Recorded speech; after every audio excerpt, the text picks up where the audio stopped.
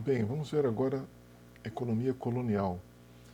O curso é a Formação Econômica, Social e Política do Brasil, do Departamento de Economia da Universidade Federal de Pelotas, e eu sou o professor Marcelo de Oliveira Passos. Vamos tratar então da economia colonial, utilizando algumas referências básicas, duas referências básicas, além de algumas complementares. E estas referências básicas são o livro do Jorge Caldeira de 2017, A História da Riqueza no Brasil, primeira edição, da editora Estação Brasil, e o livro tradicional do Furtado, de 1982, Formação Econômica do Brasil. Eu estou usando aqui a 18ª edição da Companhia Editora Nacional.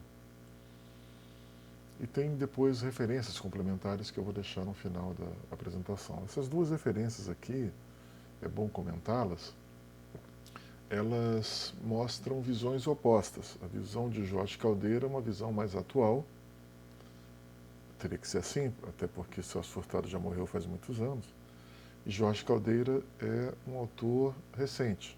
Jorge Caldeira é um jornalista econômico que enveredou pela história e virou praticamente um historiador econômico por competência, tornando-se também, tal como Celso Furtado, um imortal pela Academia Brasileira de Letras.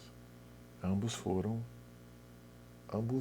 se tornaram imortais pela ABL. Celso Furtado foi imortal e Jorge Caldeira, recentemente, foi eleito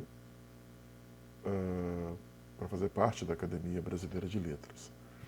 E tem visões opostas. Jorge Caldeira trata a história da riqueza do Brasil, como ele coloca, com uma abordagem muito mais moderna, baseada em literatura de antropólogos, paleontólogos, econometristas, etc., que reformula e até contradiz algumas teses furtadianas. Então vamos lá. Quando passou a ser governado pela coroa espanhola, em 1580, Portugal era o mais avançado centro de navegação do planeta. Seus navios tinham domínios no Brasil, na costa africana, na Índia, em Macau, onde é hoje a China, né? Macau pertence à China hoje, e também no Japão. O país só viria a recuperar a independência política, Portugal, em 1640 e estabilizou-se como uma nação soberana em 1661, quando assinou um tratado de paz com a Holanda. E aí acaba a União Ibérica. A União Ibérica foi um processo de união entre Portugal e Espanha, por uma questão de sucessão dos reis de Portugal, né, e os reis da Espanha. Uma questão sucessória envolvendo as duas dinastias, a espanhola e a lusitana. Por uma questão de sucessão, os dois países se uniram, né? E a Holanda, que era rival antiga da Espanha, inclusive ambos fizeram parte de uma guerra entre Holanda e Espanha, a Holanda era aliada de Portugal e rival da Espanha. Quando Portugal se une com a Espanha, a Holanda passa a rivalizar os dois países, né? Inclusive invade o Brasil no período da União Ibérica. Antes da União Ibérica, a Holanda era aliada de Portugal, inclusive produzia açúcar também no Brasil. Portugal produzia no Brasil, mas a Holanda financiava os equipamentos para produzir açúcar e distribuía o açúcar que chegava em Lisboa, vindo do Brasil, em toda a Europa. A Companhia das Índias Ocidentais, que era em Amsterdã, era responsável pela maior parte dos lucros envolvendo o açúcar, que era uma especiaria altamente demandada e de preço muito elevado no mercado internacional. E a Holanda dominava, de certa forma, esse mercado, dominava a distribuição desse produto, o açúcar, dentro do continente europeu, né? Então acaba a União Ibérica, né, em 1661, né? E aí Portugal retoma a sua independência. Nesse intervalo, ele perde o domínio da tecnologia naval para a Inglaterra, porque a Inglaterra desenvolve o cronômetro e passa também a conhecer o processo de cálculo de longitude. E Portugal também perde a maior parte das suas possessões africanas e asiáticas. Então ela se torna uma potência secundária no cenário europeu. A evolução brasileira segue um rumo oposto, segundo a análise de Jorge Caldeira. Em 1560, o domínio português, mal e mal, firmara-se em 3 pontos isolados do imenso litoral brasileiro: Pernambuco, Bahia e São Vicente, litoral paulista. Além desses locais, tinham alguns assentamentos no Espírito Santo, Porto Seguro e Ilhéus. E só uma vila no interior, que era a Vila de São Paulo, próxima de São Vicente, que era o litoral de São Paulo, do atual estado de São Paulo. Todo o restante do litoral, na vasta faixa que se estendia desde o Amazonas até o Rio de Janeiro, era na prática um território de negócios franceses.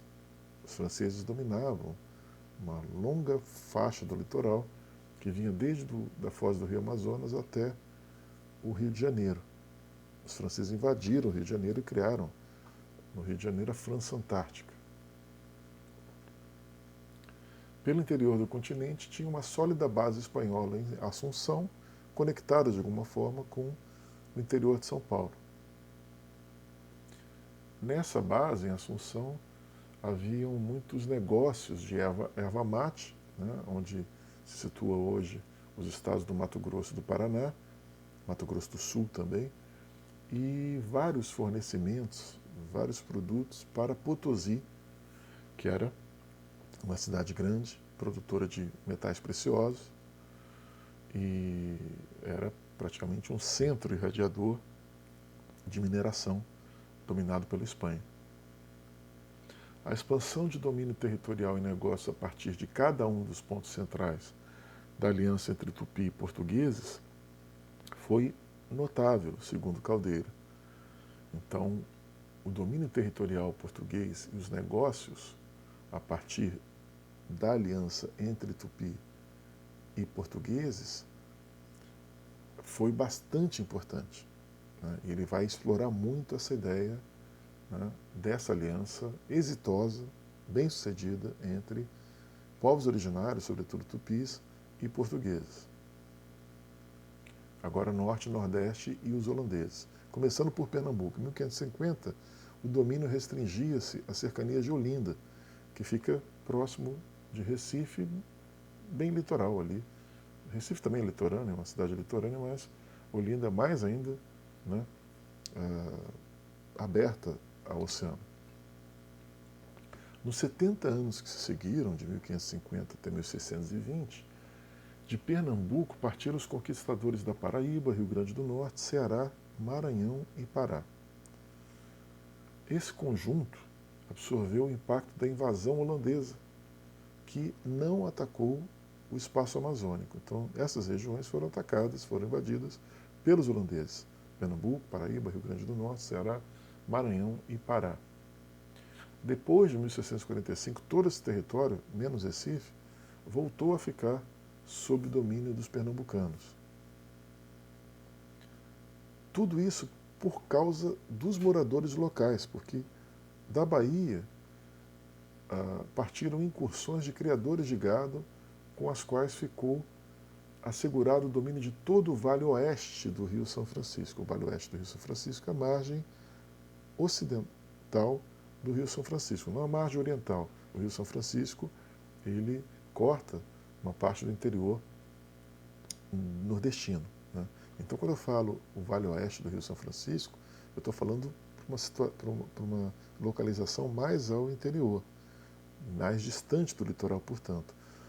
A margem leste do Rio São Francisco, oriental do Rio São Francisco, é mais próximo do litoral. Essa margem leste ficou ainda dominada, boa parte, pelos holandeses, mas a margem oeste do Rio São Francisco era dominada pelos criadores de gado, sobretudo da Bahia. E eles dominavam essa área mais ao interior do Nordeste. A produção do recôncavo baiano se diversificou com o cultivo do tabaco, que é outra herança indígena dos povos originários, dos tupis. Já falei isso lá no vídeo sobre povos originários. Em meados do século XVII, Salvador tinha 30 mil habitantes, que é uma população equivalente de uma grande cidade europeia. E tinham 70 mil moradores nas vilas do interior da Bahia e do Nordeste. Uma centena de engenhos de açúcar estavam funcionando na região, nessas vilas e nessas cidades nordestinas.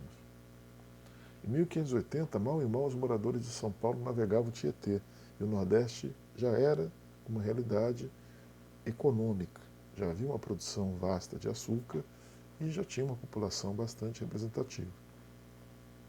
Isso meados do século XVII, né? 1600 e pouco. Para Furtado, os custos... Agora eu vou voltar para Furtado. O que eu falei até agora está no livro, né, A História da Riqueza no Brasil, do Jorge Caldeira, né, 2017, que a gente viu lá na referência básica. Vou voltar até lá para a gente olhar, né, depois eu volto aqui. Eu começo falando, portanto, desse livro aqui, do Jorge Caldeira, até agora. Agora eu vou passar para Furtado. Tá? Vamos lá para ver os bandeirantes. Para Furtado, Celso Furtado, ex-ministro do Planejamento no governo João Goulart, já falecido e considerado como um dos grandes economistas do Brasil, os custos de manutenção da colônia estavam em ascensão no início do século XVIII. Tá? Então, meados de 1710, 1715, por aí. Tá? Os custos de manutenção da colônia, ou seja, Portugal tinha elevados custos para manter o país. A ideia de Furtado, essa noção de Furtado. Para Caldeira não é bem assim. Vamos ver depois. O açúcar e nenhum outro gênero agrícola tropical pareciam ser capazes de suprir todo o gasto que estava sendo feito com a colônia, na visão furtadiana, graças à grande concorrência de terras francesas e inglesas, as Antilhas. Nessa ocasião, os holandeses já tinham sido expulsos pelos emboabas, né? Enfim, por indígenas e por brasileiros, negros também, população preta lá do Nordeste, escrava, que se uniu, e até alguns portugueses, de origem portuguesa pelo menos, se uniram para expulsar os holandeses praticando guerras de guerrilhas, uma estratégia de guerrilhas. Né? O melhor conhecimento do território foi mais importante para a vitória dos brasileiros, dos emboabas, em relação com que triunfaram sobre os holandeses. Esse conhecimento de guerrilhas do território foi mais importante do que propriamente o melhor equipamento, a melhor tecnologia e até preparo militar dos holandeses. Né? Então valeu mais o conhecimento do território e também a disposição para o combate e as boas táticas de guerrilha implementadas pelos brasileiros, os emboabas. Diante disso, voltou à tona a velha ideia de que a colônia só seria rentável com a extração de metais preciosos. Né? Então, os portugueses passaram a pensar que, como o açúcar sofreu a concorrência dos ingleses e franceses e holandeses que foram produzir nas Antilhas, né? E aqui não está no Furtado, mas os holandeses passaram a produzir também açúcar nas Antilhas, com menor custo de transporte para a Europa, porque é mais barato você exportar açúcar antilhano para a Europa do que exportar açúcar do Nordeste do Brasil. O custo de transporte, né, de navegação até a Europa é menor. E aí Portugal, pensando nesse declínio do açúcar, começou a achar que a colônia só seria rentável com extração de metais preciosos. Seguindo essa ideia, a metrópole portuguesa começou a fornecer ajuda técnica aos desbravadores dos sertões, os entradistas e bandeirantes, para que a descoberta de metais se tornasse mais fácil. Caldeira coloca que os bandeirantes e entradistas se autofinanciavam, que não havia ajuda financeira, apoio financeiro de Portugal para esses entradistas e bandeirantes. Mas certamente deve ter existido algum tipo de ajuda técnica, embora apoio financeiro, né, como se diz às vezes na literatura tradicional, que os portugueses financiaram os entradistas e bandeirantes, isso é questionável hoje, pelo que se sabe na moderna historiografia. Na verdade, os entradistas e bandeirantes eles eram autônomos, muito autônomos e até independentes em relação a Portugal. Eram movidos muito mais pela ambição e pelo enriquecimento fácil, que às vezes acontecia, do que propriamente por um ideal ou uma motivação de alargar fronteiras. Claro que a motivação era descobrir ouro, mas não propriamente de modo estratégico ou a serviço da metrópole portuguesa. Um dos fatores que ajudaram o rápido crescimento da economia mineira foi o grande fluxo de emigrantes para a região mineira. Isso é explicado pela condição de pobreza que viviam o resto da colônia e a metrópole, e a oportunidade de enriquecimento os atraía. Realmente, com o declínio do açúcar, né, no Nordeste, com a menor produção de açúcar, reparem que não houve uma debacle ou um fracasso total do açúcar. A produção de açúcar continua sendo relevante, porém, ela perdeu rentabilidade, perdeu até produtividade, produção, né, volume de produção, em relação a anos anteriores, em função dessa competição maior com o açúcar antiliano. Então, muitos pobres das regiões açucareiras foram para a região mineira, né, ou para os estados mineiros, né, mineradores. Minas Gerais, Mato Grosso do Sul, Goiás, sobretudo.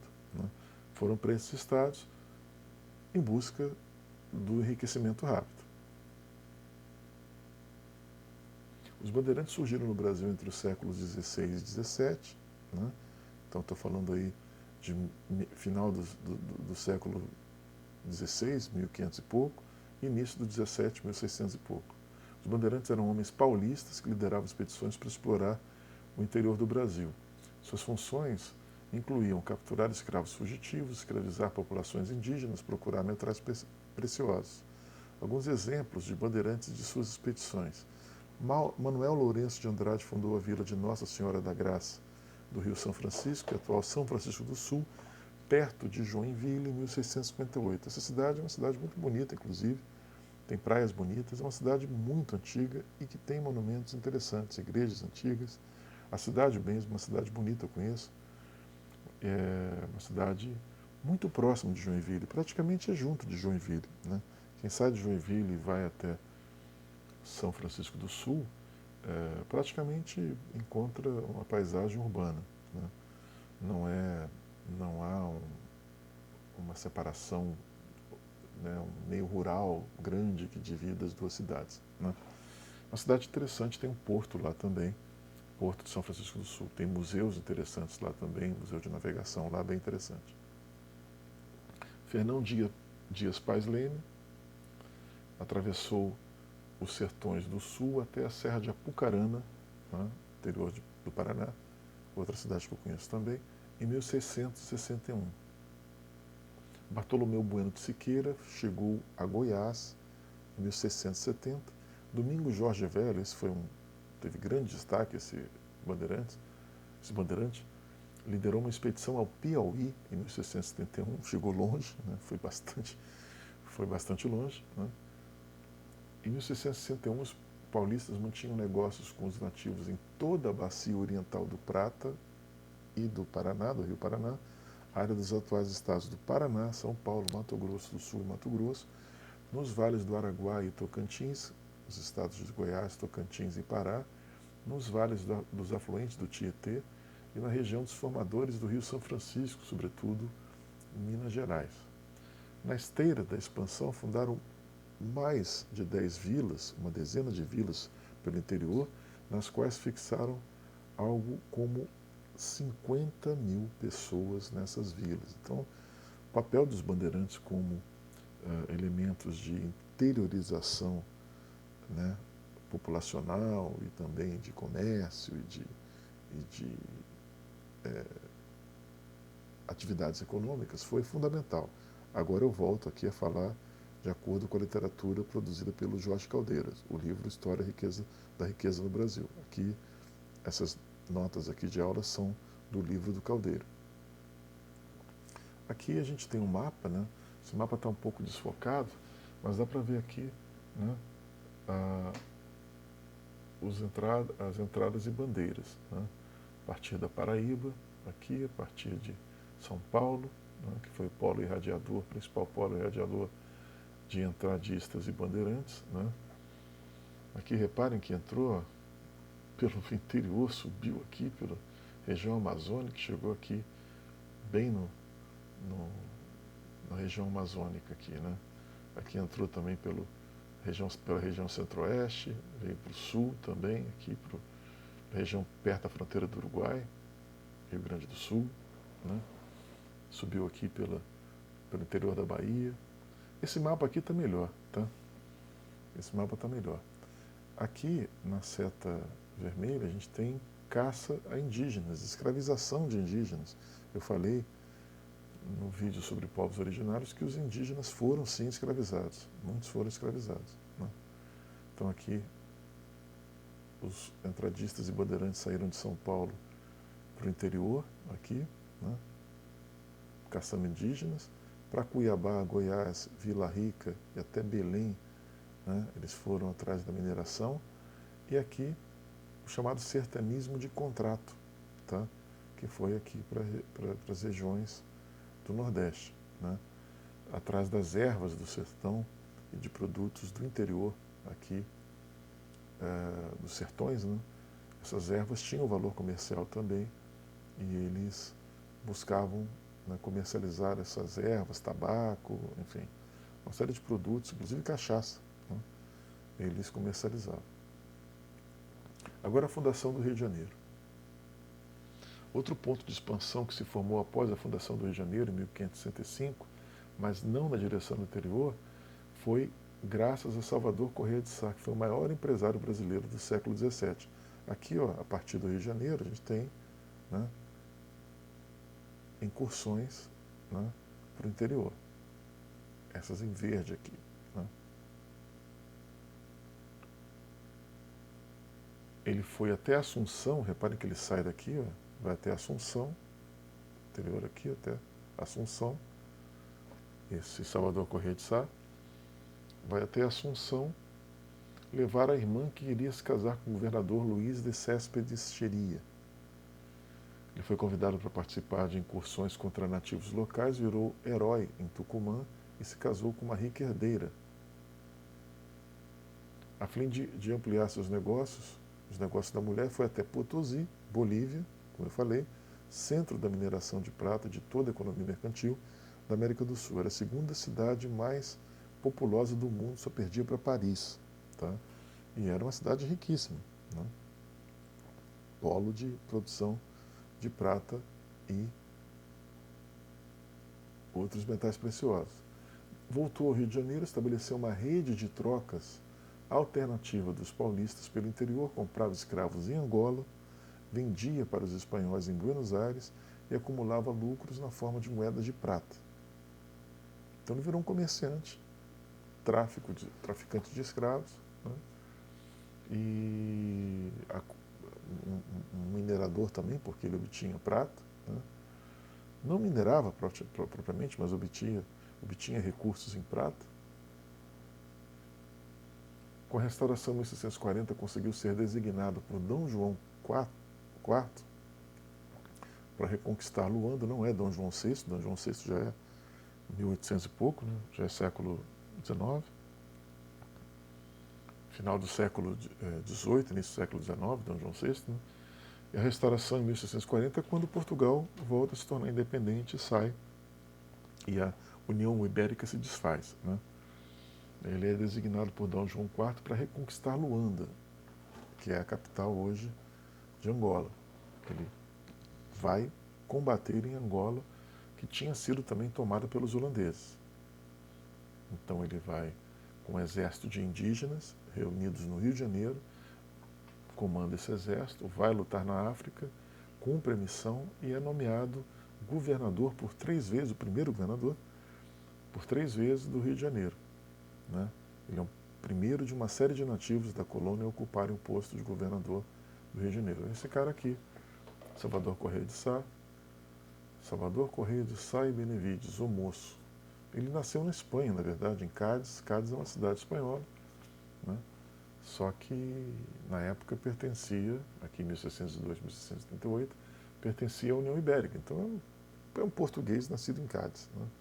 Foi militar do Império Ultramarino Português, que durante a Guerra da Restauração, ao serviço do Reino de Portugal, se destacou no comando da frota que, em 1647, reconquistou Angola e também São Tomé e Príncipe e concluiu a ocupação, terminou com a ocupação holandesa da Armada de Witte de Weert.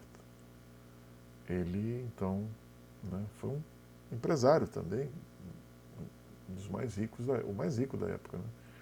Ele remontou a estrutura de tráfico de escravos com capitais brasileiros, de modo que toda a economia africana das possessões portuguesas se tornou uma extensão dos negócios de comerciantes estabelecidos aqui no Brasil. Tá? Então, o tráfico de escravos africanos passa a ser um grande negócio. Né? Eu não estou justificando o tráfico, longe disso, eu estou afirmando que era uma atividade rentável, nojenta, injusta, cruel, porém rentável. E era importante do ponto de vista econômico, porém absurdamente vil do ponto de vista moral e ético e humano, mas era importante como atividade econômica para o Rio de Janeiro e para o Brasil e para a economia da colônia e também para a economia portuguesa. Tá? Muitos traficantes de escravos eram portugueses também. O próprio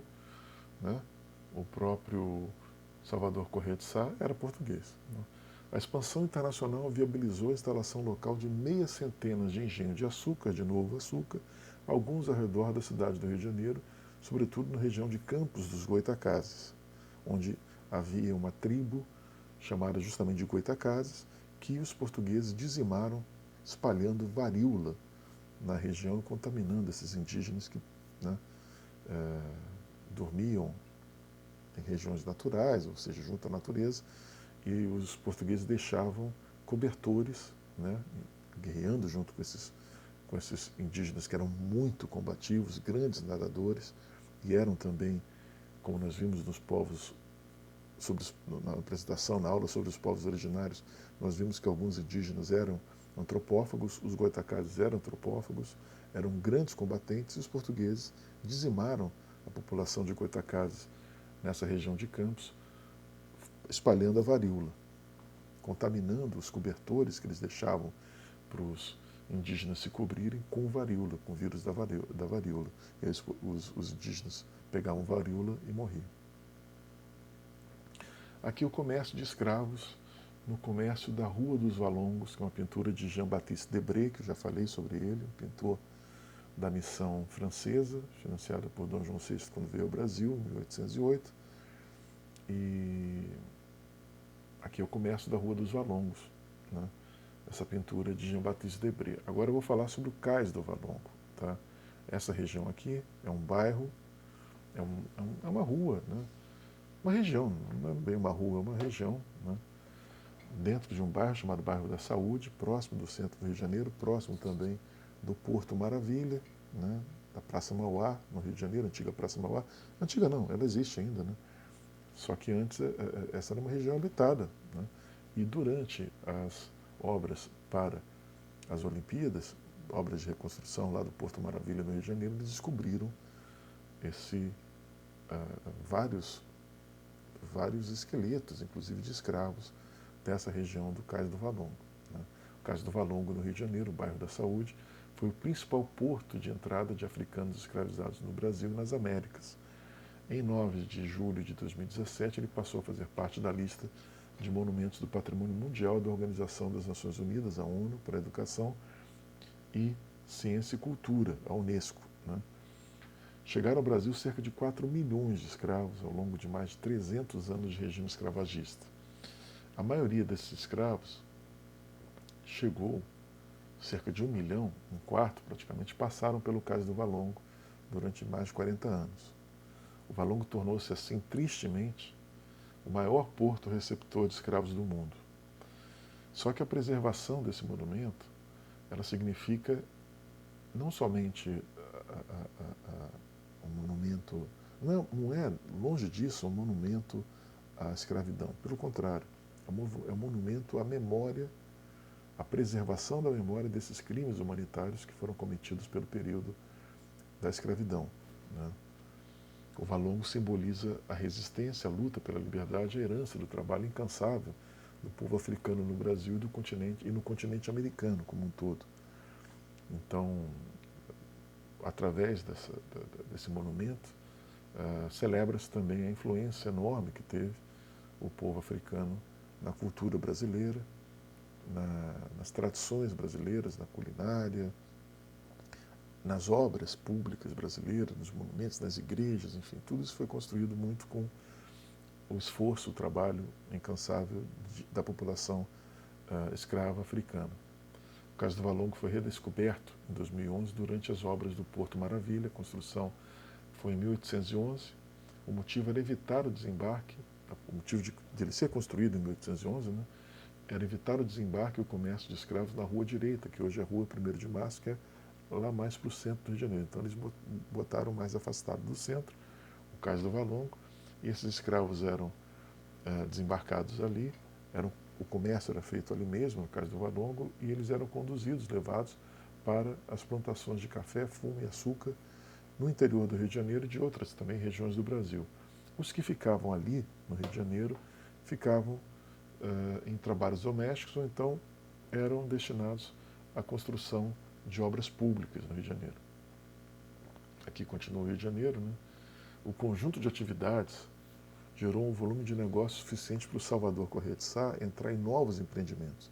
Um deles foi um estaleiro na Ilha do Governador, onde fica o aeroporto do Galeão, né? E ele chama-se Aeroporto do Galeão, se chama Aeroporto do Galeão justamente pelo fato de que ali foi feita a construção do maior navio do mundo na época, chamado Galeão Padre Eterno.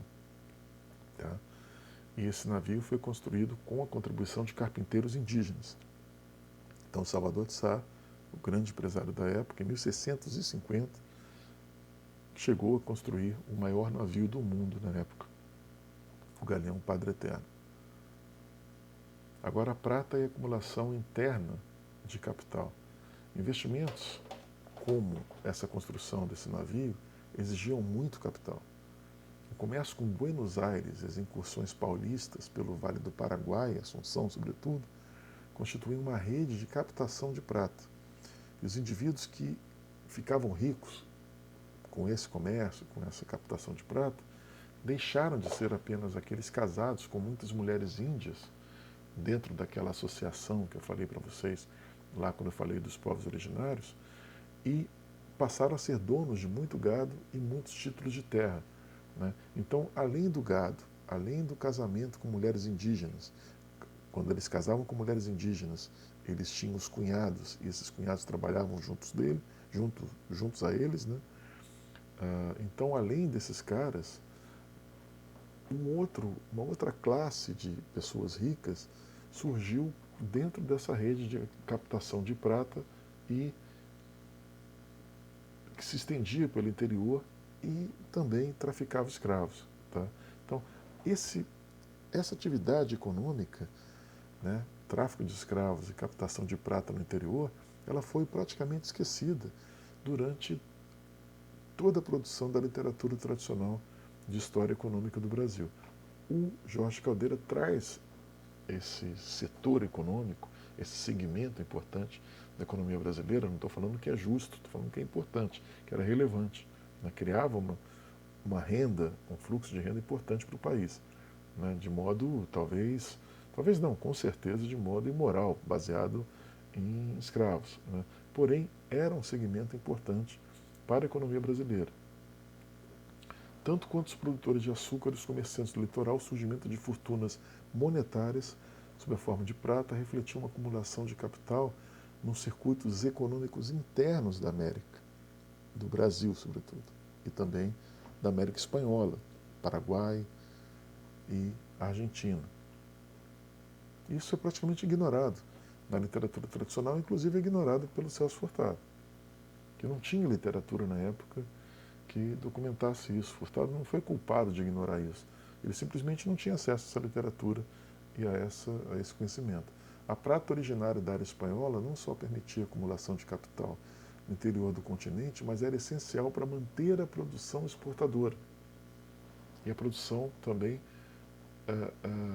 destinada à exportação e também o fluxo de renda para a compra de escravos para mão de obra dessa produção exportadora. Açúcar e depois metais. A expressão mais artística dessa forma de riqueza sobrevive até hoje em muitos pontos do país, na miríade, no universo, no conjunto de objetos sacros de prata do século XVII, sobretudo na região mineira, na Bahia também. Não se tratava apenas de religiosidade, mas também de uma maneira de os proprietários de capital colocarem essa riqueza fora do alcance do fisco, da Receita Federal da época. Isso leva à peculiar administração da igreja pelo governo português. As obras sacras eram isentas de tributação, então esses ricos bancavam, construíam essas obras sacras, revestidas de ouro e tudo mais, para fugir da ação do fisco. Igrejas ou bancos. Embora não permitisse que organizações religiosas tivessem propriedades com privilégios de nobreza na colônia, o governo português, admitia exceções. As riquezas dos objetos sacros, das Santa Casas de Misericórdia e das ordens terceiras do clero regular estavam isentas do fisco. Então, as Santas Casas e as ordens terceiras do clero regular atuavam praticamente como bancos, justamente para fugir, né, da ação do fisco. Tinham capital em prata e emprestavam a juros. Então eles financiavam a produção, inclusive do açúcar, e financiavam, curiosamente, cruelmente, o tráfico de escravos. É triste dizer isso, né? Mas o tráfico de escravos era, inclusive, financiado por instituições eclesiásticas, como Santa Casas e ordens terceiras do clero regular, que atuavam como bancos. As análises dos balanços. Eu estou colocando isso porque existe um vídeo também, que faz parte do curso, que fala sobre instituições predatórias, ou instituições ineficazes, instituições que são inclusivas, democráticas. Né? Essas instituições, tanto a escravidão quanto as Santa Casa atuando como bancos, etc., né? Essas instituições são instituições perversas, do ponto de vista de gerarem incentivos perversos. Né? E isso se manteve no Brasil durante séculos. Tá? As análises dos balanços feitas posteriormente revelaram indícios fortes de uma contínua acumulação de capital no século XVI e na primeira metade do século XVII, ao contrário do que a literatura tradicional econômica da história econômica, né, tratava. Houve uma contínua acumulação de capital no século XVI e na primeira metade do século XVII. Essa lógica de acumulação conferia unidade à expansão contínua da aliança entre portugueses e tupis. Vamos falar agora sobre a aliança entre portugueses e tupis. Em 1661, essa aliança preservava o domínio dos negócios e o controle territorial em uma área que, no caso do litoral, estendia-se desde o Amapá até o sul de Santa Catarina. Essa aliança na defesa do território. No interior, essa expansão era mais intensa ainda. A partir de São Paulo, os domínios continuaram a se dilatar dentro dessa aliança entre portugueses e tupis. Surgiram negócios com toda a área G do Espinhaço Central. Está aqui a área G. A área G do Espinhaço Central, toda essa área amarela aqui. Já vimos esse mapa lá em povos originários, né? Eu estou destacando aqui a área do Gs. Ó. Essa área do Espinhaço Central aqui, tá? Essa área se expandiu graças a essa aliança também. Voltar lá. Surgiram negócios com toda a área G do Espinhaço Central. A mineração, a criação do gado levaram à ocupação do leste do Paraná. Está aqui o leste do Paraná, ó. Aqui o leste do Paraná, nessa setinha vermelha aqui. É uma área de ocupação G também. Tá? Em 1680, os paulistas fundaram Laguna, no sul de Santa Catarina. Está aqui também, ó. Essa pontinha da ocupação G aqui é Laguna. Florianópolis está aqui, mais aqui embaixo, Laguna, embaixo Porto Alegre. Tá? A partir de Pernambuco, os domínios haviam se ampliado pela margem esquerda do São Francisco, com os currais chegando ao Piauí no final do século XVII. Está aqui, ó, a margem esquerda do São Francisco, está aqui o Rio São Francisco, aqui, né? Essa linha azul aqui no meio, na área G. A margem esquerda, ou a margem oeste do Rio São Francisco, interior, né? Até o Piauí aqui em cima. Tá? Aqui vários pontos amarelos mostrando as áreas G, ó. Ponto amarelo aqui. Né?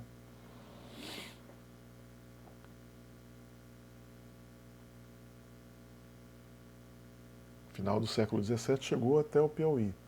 A fundação de Belém pelo grupo que tomou o Maranhão em 1620. Após essa fundação, as alianças com os Tupi permitiram a acelerada expansão pela bacia amazônica, avançando pelos vales do Rio Negro, Tapajós, Araguaia e Tocantins. Então, as alianças com os Tupis permitiram a acelerada expansão pela bacia amazônica. Vamos ver os Tupis aqui? Aqui. Essa área aqui, que é a área Tupi-Guarani. Aqui, meio rosa aqui, ó, tá vendo essa área rosa claro, né? Não rosa escuro, né? Essa área rosa escuro são outros grupos, são vários grupos, né? Várias etnias diferentes. Mas toda essa área rosa aqui, rosa clara, meio laranjada, aqui, tá? É uma área tupi, tupi-guarani. E aqui já está na bacia amazônica, aqui, ó. O Rio Amazonas está aqui. Aqui embaixo está o Rio Tapajós, ó. Aqui o Rio Tapajós, Rio Negro, Rio Araguaia, tá? Vales do Rio Negro, Tapajós, Araguaia, Tocantins. Né? Então, alianças com os Tupi também e os portugueses, bandeirantes, entradistas também. Em 1639, Pedro Teixeira comandou um grupo que chegou até Quito, no Equador. Quito está para cá. O Equador está desse lado aqui. Tá perto dessa parte azul aqui, onde estão os panos aqui. O Equador está aqui em cima. Uma figura interligou simbolicamente todo esse território. Essa figura é Antônio Raposo Tavares, que é um bandeirante.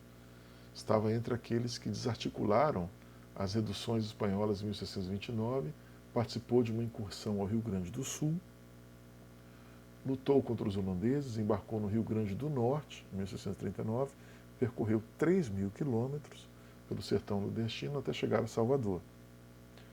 Partiu de São Paulo em 1648, embrenhou-se pelo território Guarani, Tupi-Guarani, atravessou um Pantanal mato-grossense, adentrou no espaço da atual Bolívia, atravessou a divisora bacias do Prata e do Amazonas, desceu o Guaporé, em Madeira, foi chegar em Belém 3 anos e 18.000 quilômetros depois da partida. Tá? Então ele veio aqui pelo Pantanal, voltando o mapa aqui, veio pelo Pantanal aqui, subiu, né? Chegou aqui em Belém, aqui em cima, cadê? Belém está aqui, está aqui, né? Chegou a Belém, Bahia, depois subiu até, né? Chegou até Belém e desbravou, chegou do sul até o norte, né? Através dos rios navegáveis, né?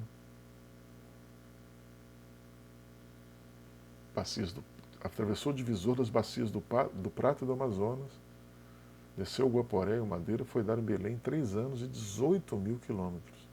Aqui a escultura que representa Antônio Raposo no Museu do Ipiranga, em São Paulo. Tem uma foto dele aqui também, um desenho, né? Navegador do Amazonas. Marcou assim novos limites interiores da área controlada pela aliança que agora era dos Tupi-Guarani com os portugueses. Diante do acentuado contraste nos ritmos econômicos do Brasil e de Portugal nesse período, 2 perguntas se impõem. Primeiro, qual a relação existente entre as economias da colônia, do Brasil e da metrópole Portugal? Qual o papel dos governos nessa realidade? 2 perguntas. Qual o papel dos governos portugueses e brasileiros aqui dentro desse contexto? Uma resposta adequada à primeira pergunta, a relação existente entre as economias da colônia e da metrópole, mostra que muita produção local, contrabando de moeda com a área espanhola, para formar reservas metálicas, eram capital da época e financiaram a expansão. Quer dizer, havia muita produção local, muito contrabando de moeda com a área espanhola, muita reserva metálica, que era o capital da época, e isso que financiou a expansão. Não propriamente dinheiro português, mas a expansão foi financiada com comércio e com negócios praticados pelos bandeirantes centradistas. Aqui é a nação colonial e mercantilista. Tudo isso são teses do Jorge Caldeira, tá? Tudo confirmado pelo novo tratamento de dados documentais extraídos de contratos, testamentos, documentos fiscais ou contábeis. Essas demonstrações de acumulação crescente de riqueza e desenvolvimento só ganham sentido para explicar esse período quando combinadas com as conclusões de antropólogos sobre a capacidade de produção de excedentes nas sociedades tupi-guarani, que eu já mencionei lá no vídeo na aula sobre povos originários. Capacidade de produção de excedentes. Outro ponto aqui, não havia só açúcar. Desde os primórdios da aliança, as trocas comerciais com as sociedades nativas eram em escala suficiente para permitir a acumulação de riqueza sob a forma de dinheiro e capital nas vilas. Essa acumulação derivava sobretudo de várias atividades de produção interna, pecuária, agricultura alimentar, farinhas, feijão, indústrias manufatureiras como tecelagem de algodão, metalurgia de ferro, transportes. Mesmo na área exportadora, algumas das maiores fortunas monetárias eram obtidas por criadores de gado e comerciantes da produção local. Alguns deles chegaram a unir fortunas maiores que as dos próprios senhores de engenho. Então, essa ideia de pensar que o Brasil se resumia a açúcar e a exportação de açúcar é falsa. O Brasil tinha um mercado interno, sim. Comerciantes, agricultores e traficantes de escravos. Estudos quantitativos revelam que todas as atividades internas ou externas geravam riquezas, que os mais ricos em todas as localidades eram os comerciantes e não propriamente os senhores de engenho.